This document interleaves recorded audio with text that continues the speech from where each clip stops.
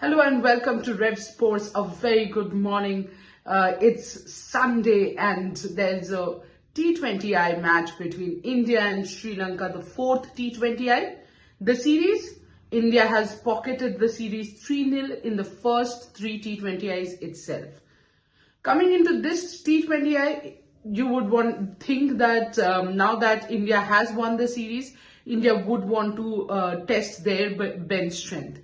So players like G. Kamalini will probably get a look through, or probably will get a chance in the playing 11, because this is where you can test them.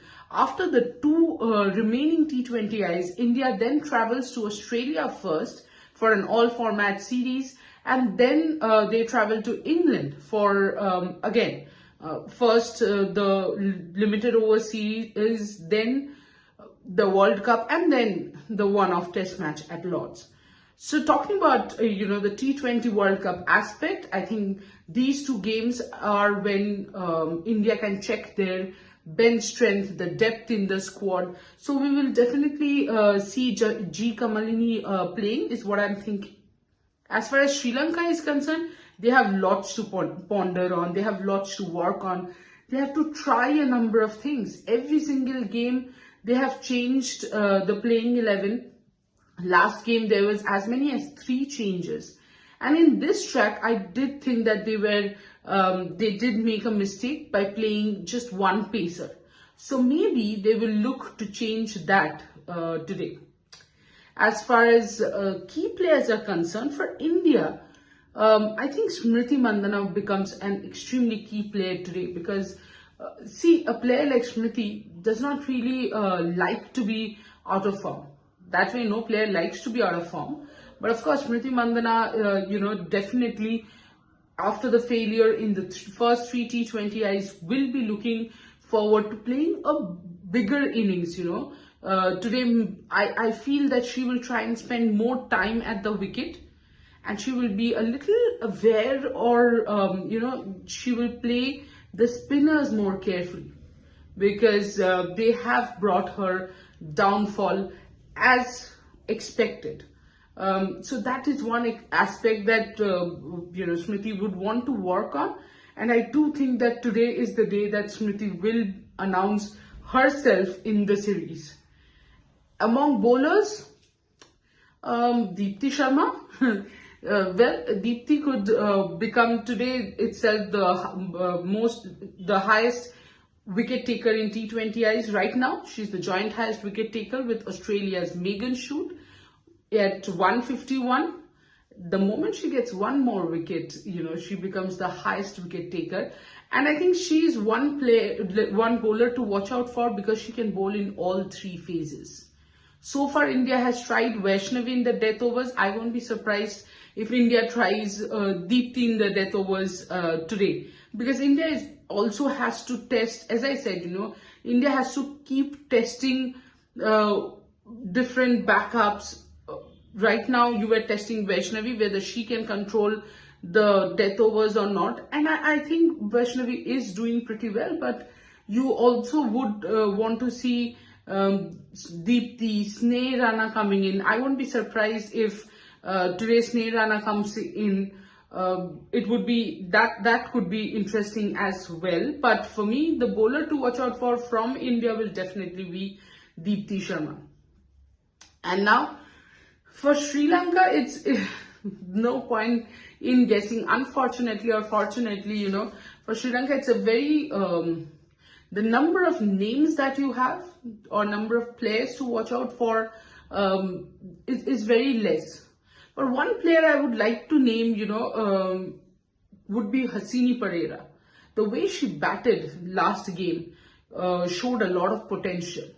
She was promoted up the order from number 3 to to open the batting with Chamari Atapattu, and I thought the intent was superb.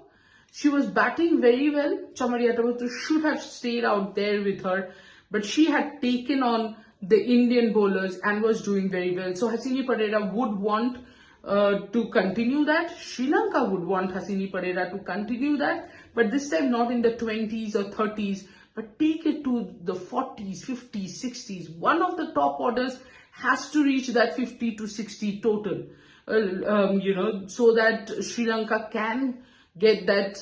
Right now it's completely elusive, that 140, 150 that Sri Lanka should get to even think of challenging the Indian batting lineup.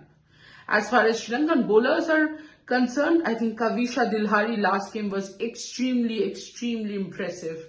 The way she was bowling, the line and length, and she was tossing it up, inviting the Indian batters. She picked up 2 wickets, both Smriti Mandana and Jemimah Rodriguez, 2 very important wickets. And Jemimah, in fact, first was dropped by Chamari Atapattu, then was bowled.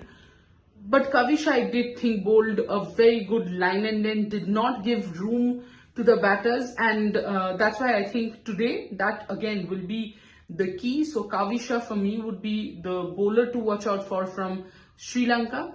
The pitch, well, here the pitch is a good quality black soil. That's why there is true bounce, and overall I think it's a very good surface to bat on. But there is a little bit of help under lights for the seamers, which is why, I'm going back to what I said in the beginning of the video. I did not really understand why exactly Sri Lanka played just 1 pacer. In a pitch like Greenfield International Stadiums, you have to play 2 pacers. Malki Madara needed someone like a Reshmika Savandi or even Kavisha Kavandi to back her up. If you go back to the match figures also, Malki Madara bowled for 2 overs and gave away just 11 runs. Look at the spinners. The Indians played the spinners much better, took them on. So that is where I think Sri Lanka needs to bring in another pacer. That's about it. The temperature here, it's hot. I mean, nobody will kind of remember that it's December if you come here. It's that hot. And especially people watching in Kolkata, I'm being continuously told that it's very cold in Kolkata, but here of course it's summer almost. About the playing 11 for India, I do see 2 changes. I think Sneh Rana will be coming in place of N. Sri Charni. We will see G. Kamalini come in place of Trisha Ghosal, I feel, because you do have to give, G. Kamalini a chance. Could be Harleen Dayal coming in for Jemimah Rodriguez as well, but I don't think that will happen, especially because Jemimah did not bat according to her style in the last game, so I'm a little confused about that, but I do think that Kamalini and Sneh Rana will be back in action tonight. As far as Sri Lanka is concerned, either of Reshmika Savandi or Kavisha Kavandi have to be back for them in place of one of the spinners. In this track, you cannot be going for 1 pacer and rest of the spin attack. Will Vishmi Gunaratne be back? I doubt, because Imesha Dulani did play a good knock last game.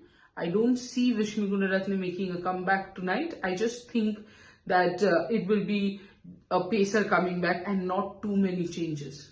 But Sri Lanka can, of course, surprise, because they are still trying to find any sort of rhythm, as far as this T20I series is concerned. Well, will India go 4-0 up?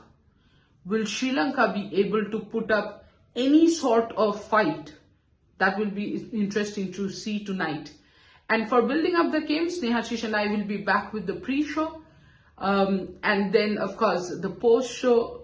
In the website, you will see press conference, match report. In short, you will see all sorts of analysis about this game in Revsportz.